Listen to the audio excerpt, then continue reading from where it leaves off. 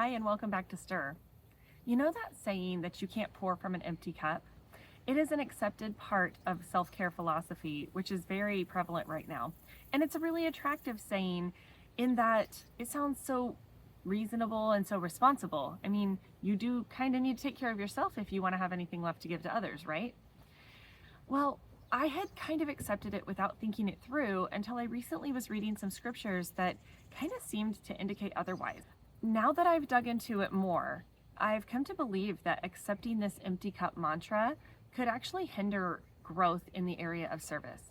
1 Thessalonians 5:21 tells us that we should test everything.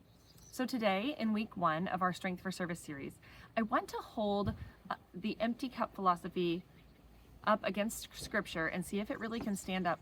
Because what I found in my study is a bit of a paradigm buster. And if I ruffle your feathers a bit today, bear with me. The next 2 weeks, we're going to be talking about what true renewal looks like and how to set godly boundaries so that we can serve sustainably without burning out. So, you can't pour from an empty cup. The Bible actually has a lot to say about pouring ourselves out, especially through the Apostle Paul. He repeatedly described his own ministry as pouring himself out. In fact, in Philippians 2 verse 17, which is our feature scripture for this week, he writes, "Yes, and if I am being poured out as a drink offering on the sacrifice and service of your faith, I am glad and rejoice with you all. For the same reason, you also be glad and rejoice with me." See, Paul really wasn't very focused on guarding his cup. He was joyfully pouring it out. Remember that the wisdom of this world is foolishness with God. That's 1 Corinthians 3 verse 19. So it is important not to accept something just because it makes sense on the surface. We need to take a look under the hood. I think there are 3 big reasons that the empty cup philosophy could oppose a biblical view of service. First, it teaches our minds to focus on how service depletes us rather than on the good that is produced by our service. The phrase trains us to view every act of service as a win-loss situation. Your gain becomes my drain. Over time, that can breed resentment. It's not unlike the old glass half full, glass half empty scenario, where there's the same amount of liquid in each cup, but the story we tell ourselves about those glasses changes everything. Likewise, an act of service may indeed actually require a certain amount of our energy, but when we are hyper-focused on that loss of energy, we're naturally going to have a more negative attitude about serving. So what's the solution? Jesus taught us to evaluate things by their fruit. Instead of asking, how much will this cost me? What if we asked, what value is being added here? If your mind is trained toward a depletion-focused view of service, this shift toward a fruit-focused view is not going to happen overnight. But this week's study guide provides a practice activity that should be helpful in moving us in that direction. Paul modeled this fruit-focused attitude so beautifully in 2 Corinthians 12:15, where he wrote, "I will very gladly spend and be spent for your souls." His constant serving didn't leave him in a state of burnout because he kept his focus on the fruit that God was producing through his efforts. When we approach service with our eyes on the harvest that we'll eventually reap, the pros will usually outweigh the cons.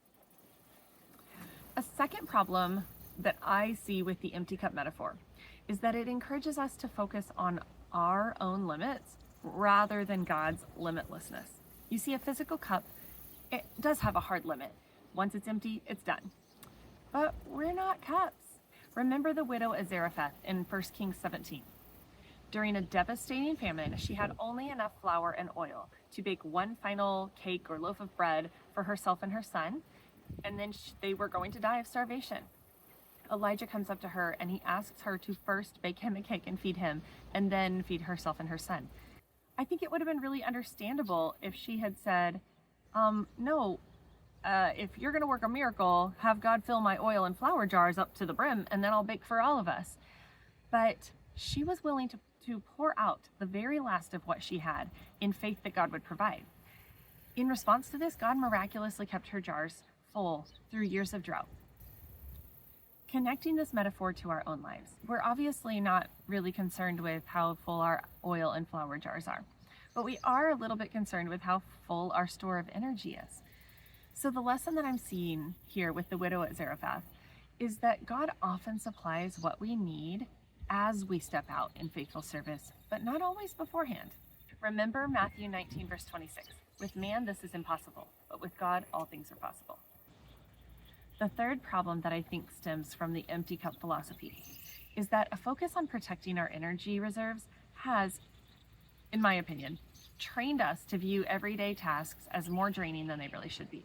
In other words, we kind of now have a low bar for what being poured out really means. In Romans 12, verse 1, Paul instructs us to present our bodies a living sacrifice, and he calls this our reasonable service. When I read about Paul's actual life, floggings, shipwrecks, beatings, imprisonment, snakebite, and ultimately being martyred, it's almost comical that I feel drained after a 2-hour call with the insurance company. So yes, fatigue is real, and so is burnout. But many of us feel empty after ordinary days spent looking after that which God has entrusted to our care. I don't wish to shame you or me for those very real feelings of being drained. We are human. But it's worth asking whether we have allowed our culture or our own internal attitudes to skew our idea of what it means to be poured out. The daily faithfulness we demonstrate as we perform acts of service and love should not create burnout under normal circumstances. These things really are our reasonable service. And one day, our diligence in these areas will be met with those beautiful words, "Well done, good and faithful servant." In summing all of this up, the empty cup philosophy sounds protective on the surface, but that actually can keep us from experiencing the fullness of joy that comes from being poured out in godly service. In Galatians 6, verse 9, Paul says, "And let us not grow weary while doing good, for in due season we shall reap if we do not lose heart." But suppose you are already feeling kind of weary and you have way too much experience with the feeling of losing heart because you've been trying to juggle it all. I do not want today's message to accidentally come across as a suck it up, buttercup sort of message. That is not my intent. I think it's important that we're honest with what the scriptures actually say. And they do tell us to pour ourselves out. And they don't tell us that we need to fill our cup first. However, I do believe that our well-intended efforts can lead to burnout instead of joy if we do not understand how to truly renew ourselves in the Lord. And also how to set healthy boundaries and get our priorities straight so that we're not spinning our wheels and wasting our energy on the things that don't matter. So please join me next week. We're going to talk about true renewal, and I can't wait to see you then.